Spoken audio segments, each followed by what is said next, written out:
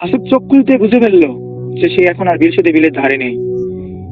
চারপাশে পানি নেই, মাটি নেই, শুধু কুয়াশার ভিতরে ভাসমান একটি ভূমি। পায়ের নিচে হাঁটলে কোনো শব্দও হচ্ছে না, কিন্তু মনে হচ্ছে পিছন পিছনে কেউ হেঁটে আসছে।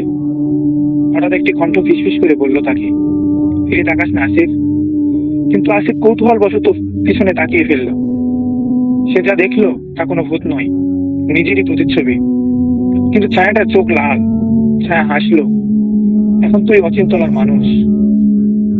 আসিফ চিৎকার করতে চাইলো, কিন্তু গলা দিয়ে শব্দ বের হলো না। হঠাৎ কুয়াশার ভেতর থেকে একে একে বেরিয়ে এলো 6 জন মানুষ।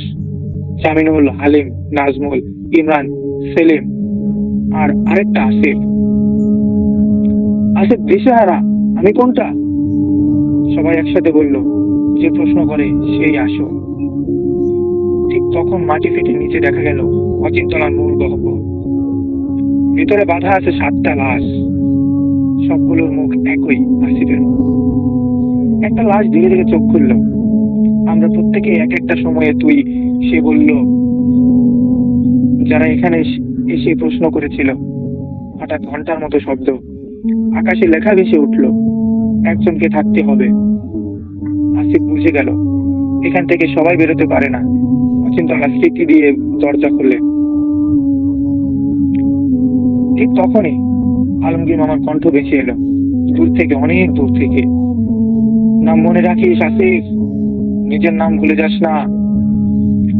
আসিফ চোখ বন্ধ করে নিজের নাম বারবার বলতে লাগলো।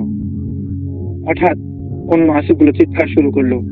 এক এক করে তারা কুয়াশায় গেল, গলে গেল। এক এক করে তারা সবাই কুয়াশায় গলে গেল।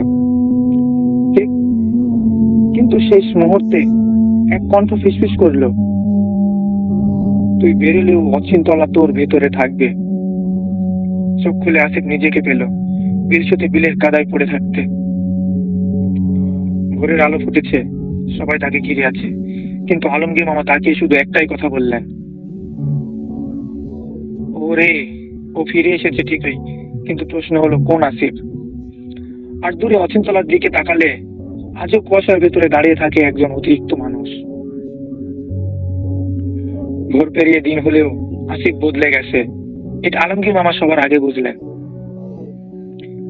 আসিফ কারো চোখের দিকে তাকায় না, পানির দিকে তাকিয়ে দীর্ঘ সময় দাঁড়িয়ে থাকে। একদিন আলমগীর মামা জিজ্ঞেস করলেন, ভেতরে কয়জন আসিস আসিফ? আসিফ শান্ত গলায় বলল, সংখ্যা এখন ঠিক আছে। সেই উত্তরেই আলমগীর মামা নিশ্চিত হলেন অচিন্তলা পুরোপুরি তাকে ছেড়ে আসেনি।